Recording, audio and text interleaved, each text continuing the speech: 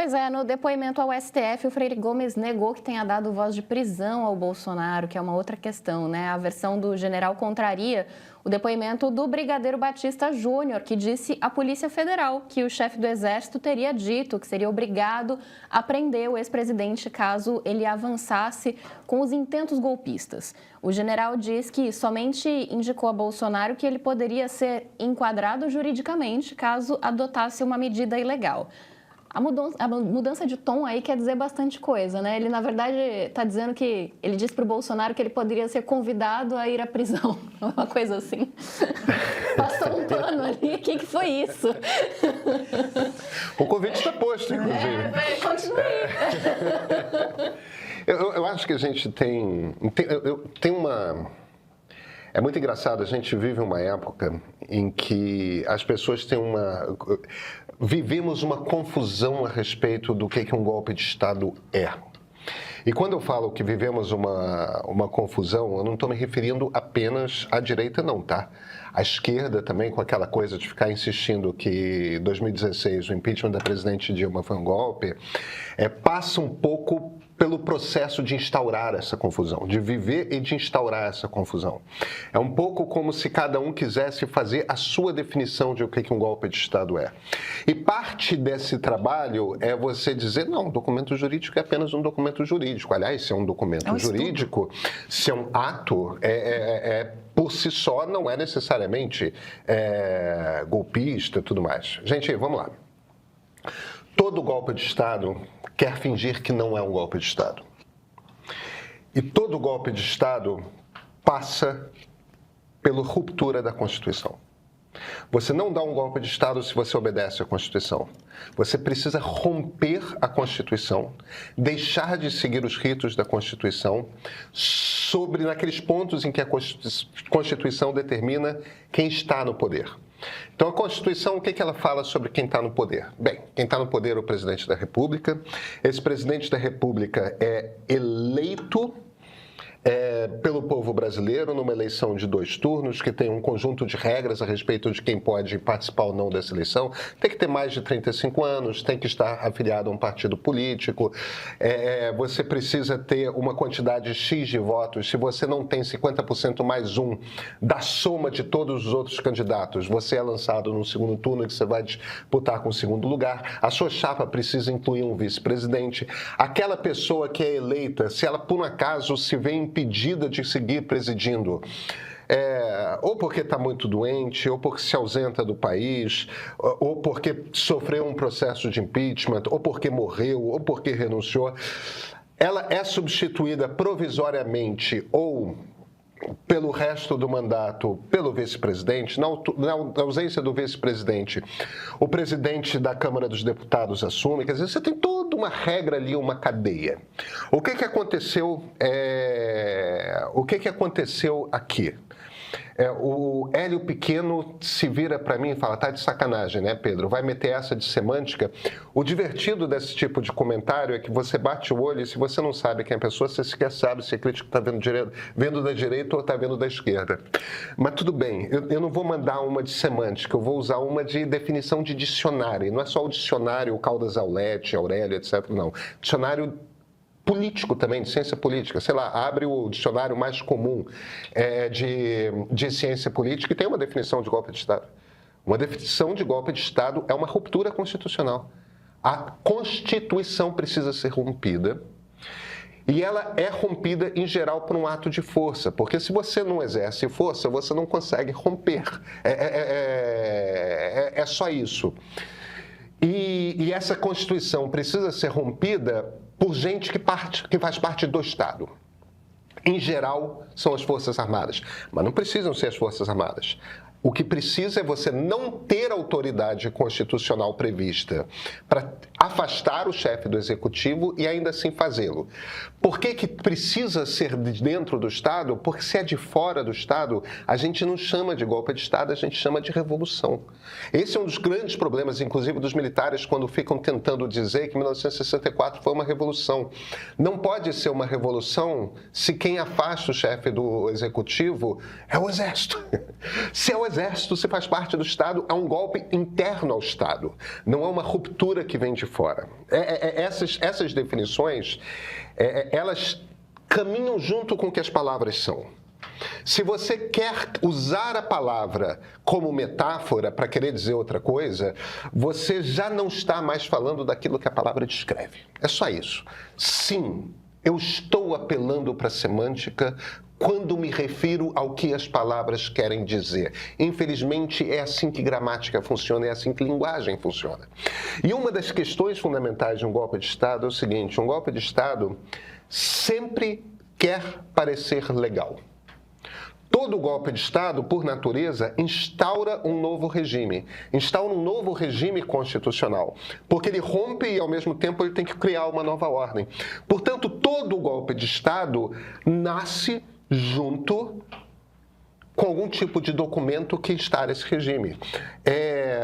Em 1937, no golpe do Estado Novo, foi aquilo que a gente chama de apolaca. Eles nasceram com uma Constituição, escrita por um sujeito, um conterrâneo do Gabriel, o Chico Ciência. Esse mesmo Chico Ciência, esse mesmo Francisco Campos, que era, aliás, um estupendo jurista fascista, Francisco Campos também é o autor do Ato Institucional de número 1. O Ato Institucional de número 1 é o documento que instaura o regime de 1964, que é uma ditadura, que é uma ruptura da democracia e que começa com um golpe legal. O que esse documento, que a gente chama de golpista, que foi apresentado aos generais, ao general Freire Gomes, ao comandante da Marinha, ao comandante da Aeronáutica, esse documento era isso. É o documento jurídico que rompe a Constituição. Por que ele rompe a Constituição? Porque ele atribui a pessoas que não têm determinados poderes constitucionais aquele poder. Ou seja, ele atribui ao presidente da República o direito de mandar prender todos os ministros do Tribunal Superior Eleitoral, instaurar uma comissão que suspende as eleições presidenciais, sem que nenhuma dessas autoridades estejam delegadas àquelas pessoas. Ninguém tem essa autoridade de dizer que, olha, essa eleição eu não quero. Não existe essa autoridade legal. Se você vai romper a Constituição para atribuir uma autoridade legal que determinadas pessoas não têm competência por aquela Constituição, aquilo é um golpe de Estado. Esta é a definição de um golpe de Estado. Flávia, antes de passar para você, eu queria passar para quem é mais próximo de um jurista entre nós, que, afinal de contas, pelo menos um diploma de bacharel em Direito você tem, né, Gabriel? Coisa muito diferente da gente. Agora, eu preciso que você me fale se eu falei bobagem ou não. O Pedro, Luísa, Flávio, boa tarde para vocês, boa tarde para quem nos acompanha. Prazer almoçar com a gente. Pedro, o último momento agora da disciplina que eu leciono na Faculdade de Direito, que é a Teoria Geral do Estado e Ciência Política, é quando a gente ensina para os alunos revolução e golpe de Estado. Isso depois de uma longa jornada que começa na origem da sociedade, do Estado, elementos do Estado, formas de Estado, de governo, sistema de governo, regime de governo, sistemas eleitorais, partidos políticos, para a gente chegar nesse momento e explicar golpe e revolução.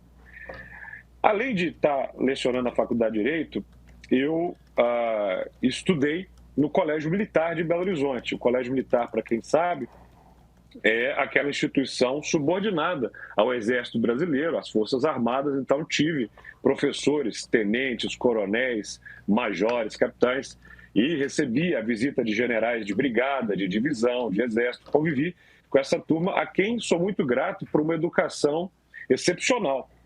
E uma coisa que você aprende no Colégio Militar é honra, né? É respeito. Então, ver um militar mentiroso e ver um general que, ao invés de valorizar a própria patente, panfleta mentiras, é uma vergonha para qualquer pessoa que respeite essa instituição. De profundo no que você está dizendo, e vale muito o princípio histórico, é que a mistura de militares com política nunca deu certo no Brasil.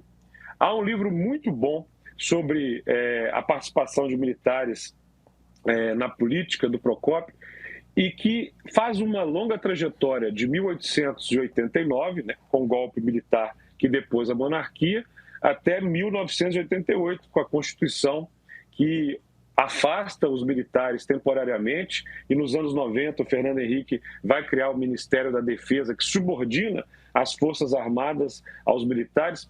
Tudo isso mostra que ao longo da história, desde o contexto da Guerra do Paraguai, em 1865, até a década de 80, todas as vezes que você misturou militar com política, deu errado. Porque os princípios que você aprende na caserna são os princípios de hierarquia e de disciplina, né? De obedecer, de mandar, de dar ordem. Isso não é política, né? A política é muito antes, pelo contrário, é o espaço de evitar a concentração do poder, de resolver as diferenças através do diálogo e não da força. São abiólio, né? E de tudo que você falou, correlacionado com o depoimento do militar, eu me lembro de um estudo do IPEA que foi feito em 2022. O governo do Jair Bolsonaro, ele aumentou, Pedro, Luísa, Flávia, em 70% a presença de militares em cargos de natureza civil na administração social, federal.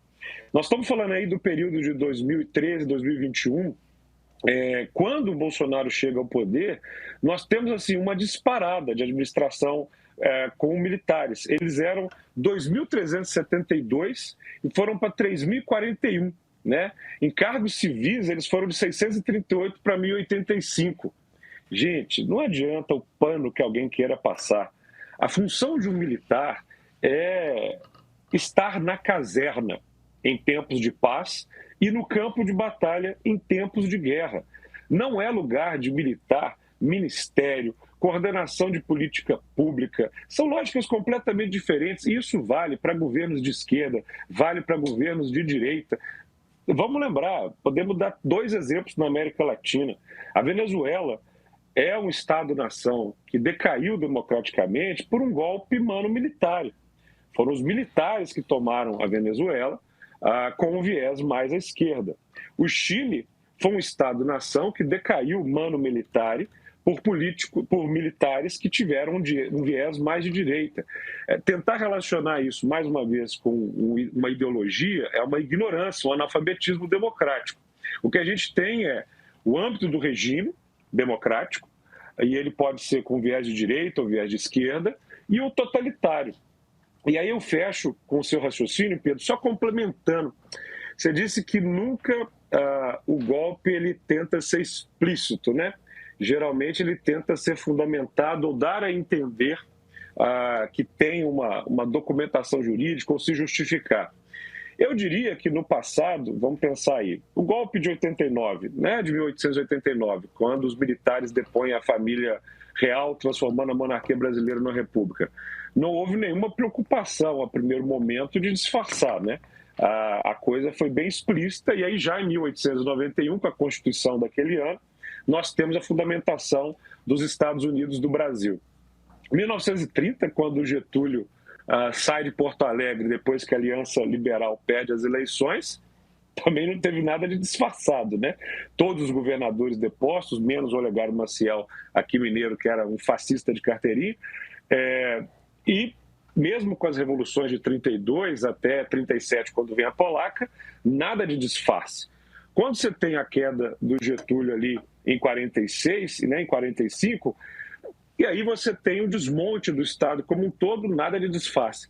Em 64, quando o general Guedes sai aqui de Belo Horizonte, né, rumo ao Rio de Janeiro, bota tanque na rua do Rio de Janeiro, presidente do Congresso, né, o senador Moura Andrade, fala que a presidência estava... Não tem nada de disfarce. Os golpes, antigamente, eles não usavam maquiagem. Hoje em dia é que eles usam. Os golpistas de hoje, eles não têm, salvo esses patetas que estão muito revelados aí nessa trama que vem à tona, os golpistas mais eficientes, eles atuam como cupins, que deterioram por dentro as instituições, de modo que você faça a população desconfiar do processo eleitoral, não ter respeito pelas 3 funções do poder, atacar as organizações públicas Então, tal como um bichinho que vai corroendo a nossa própria institucionalidade, é um golpe não brutal, mas fatal, no sentido em que, na hora que você aperta a institucionalidade, ela já se desmanchou. Esse, para mim, era o pior perigo do último governo. Os patetas, claro, eles sempre tiveram a estética do governo militar como um modus operandi. Mas os mais perigosos eram aqueles civis e militares que iam aos poucos mitigando a imprensa, a justiça, o Congresso, porque sem essas instituições não há democracia. E se tem uma coisa que representa bem o fim de uma democracia, é um general que, ao invés de usar farda, usa a mentira para tentar combater o Estado Democrático de Direito. Eu queria pegar... Oi, gente, tudo bem?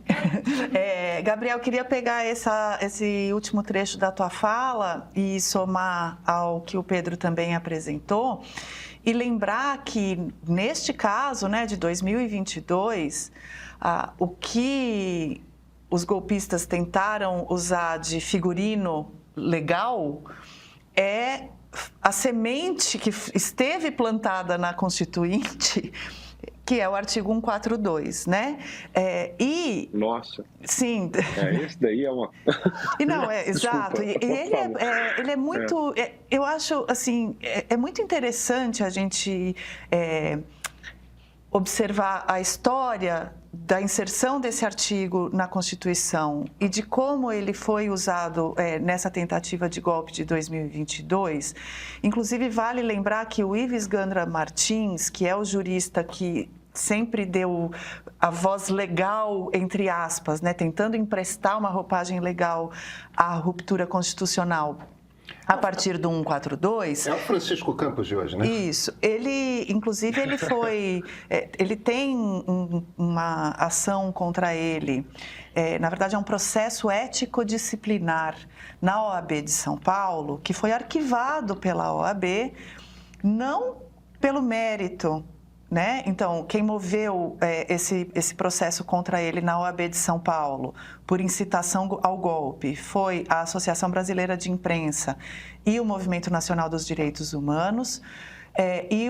A OAB de São Paulo arquivou esse processo, não depois de avaliar o seu mérito, mas numa dessas justificativas de trâmite, de que foram perdidos prazos e tudo mais. E aí, a ABI e o Movimento Nacional dos Direitos Humanos recorreram e esse recurso está em julgamento esta semana. O Ives Gandra vai fazer sua própria defesa amanhã, na OAB de São Paulo, pediu para fazer oralmente a sustentação, né, ali da sua defesa e pediu para falar primeiro, porque tem 90 anos.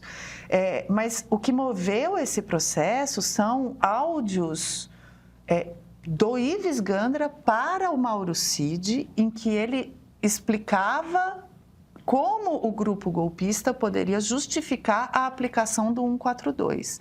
Então, tentando justamente dar essa cara de 4 linhas, que é uma coisa que é muito parte da mentalidade toda da trama golpista, tentar justificar as ações como algo... Estamos estudando dentro das linhas constitucionais como romper a própria Constituição, não é mesmo? E aí, quando o general Freire Gomes vai diante do Alexandre de Moraes recontar o que havia sido, o que ele próprio havia dito à Polícia Federal, ele reforça essa ideia de estudo. A minuta, né, golpista que nos foi apresentada era um estudo. E essa narrativa já estava sendo usada pelas defesas, né, dos envolvidos, do próprio Bolsonaro, do Braga Neto, do Anderson Torres em particular, que foi com quem a minuta foi encontrada, né? Sempre assim, não, a gente estava avaliando o que dava para fazer dentro da Constituição. E aí eu me lembrei, e isso é uma inverdade, né? Porque se você está estudando como romper a Constituição, não dá muito para sustentar. Eu estou aqui estudando em Belo Horizonte, nos estudos da Itatiaia, como é que eu faço o homicídio do Pedro, da Luísa e da Flávia. Mas vejam bem, eu só estou estudando, eu estou aqui cogitando algumas possibilidades, né, de tiro na cabeça, talvez, obviamente, de jogá-los de alguma ponte, mas é só um estudo, pessoal. Não é nada que vocês deveriam considerar. Mas, de repente, pode até colocar alguém para seguir a gente, né? Para ver onde a gente está, para controlar a agenda. Eventualmente eu posso grampeá-los, instalar câmeras de vigilância na casa de vocês, entender quais são os horários que vocês saem. Inclusive, eu não, mas eu posso dar essa ideia para várias outras pessoas que eventualmente entrem na casa de vocês, quebrem relógios históricos de Dom João VI, mas vejam bem, era só um estudo. Mas veja que, olha, mas antes, essa tua anedota sobre o nosso homicídio, que eu vou... Vejam bem, é só um estudo, não, um estudo, entendeu? Mas a questão para além dessa, porque o Bolsonaro argumentou muito isso, né? O Flávio Bolsonaro, quando a denúncia foi apresentada da Procuradoria-Geral da República, falou, mas pensar não é um problema e tal. E, de fato, né, tem uma discussão legal sobre... mas teve atos, né, mais do que o pensamento sobre, houve atos na direção da ruptura. E quando o general Freire Gomes fala no estudo, a apresentação desse estudo aos comandantes das Forças Armadas já configura um ato em direção à ruptura, não é uma coisa banal. Houve a tocaia do ministro Alexandre. Não, e eu tô indo... Eu não queria deixar... Eu estou um ponto antes ainda da tocaia. Entendi. Eu estou indo um ponto antes da tocaia, mas eu queria só apresentar uma coisa. Você que estudou em colégio militar, Gabriel, talvez isso ressoe contigo. Quando eu entrevistei o professor Carlos Fico para a edição de sábado do Meio, falando do golpe de 64, dos 40 anos, né? Não tô... 80. Não. 50 anos, né? 60 anos. Gente, vocês estão tudo ruim de matemática. Pelo amor de Deus. Quando eu fiz 3 anos de engenharia, larguei por incompetência, evidentemente, não conseguia passar em cálculo 1. E uma das frases que o pessoal de engenharia gostava, sabe, Gabriel, era errar é humanas. Isso, exato. Bom, mas uma coisa que o Carlos... As exatas debocham da gente permanentemente. E com razão, né? Exato. Vamos dar a razão para o pessoal de exato. Mas uma coisa que o Fico me falou e ficou muito na minha cabeça, e eu queria trazer para vocês, é que o militar, por mais golpista que ele seja, e muitos têm essa tendência, e essa tendência golpista ficou ainda mais aflorada conforme o comandante em chefe adotou o discurso, mas por mais golpistas que eles sejam, eles têm um rigor de seguir regras por escrito. Então, mesmo que a regra por escrito seja de vamos dar um golpe, o ideal é que ela esteja escrita. Porque assim eles, entendem, tem uma diretriz, tem algo nos guiando com um ar de formalidade, mesmo que não tenha um ar de legalidade, tem um ar de formalidade. E por isso... Essa é uma das razões, para além da patetice, né, que você bem descreveu, que esse núcleo golpista deixou tantos registros. Então, construiu planos por escrito de tocaia, de armamentos a serem comprados, de punhal verde e amarelo e etc., e minuta do golpe, e apresenta o estudo entre aspas, para os comandantes de força e tal, porque fosse golpe, fosse qualquer outra ação, eles gostam de ter as coisas registradas e por escrito. E isso ficou muito na minha cabeça conforme as coisas foram emergindo. Em 2018, Jair Bolsonaro, um político abertamente hostil ao regime democrático, chegou aqui, à presidência da República, pelo voto. Ninguém pode ter a ilusão de achar que não há conflito em democracia. Não, os regimes democráticos são muito conflituosos. E 4 anos depois se movimentou para continuar aqui, mesmo não tendo votos para isso. Democracia é um regime intrinsecamente frágil.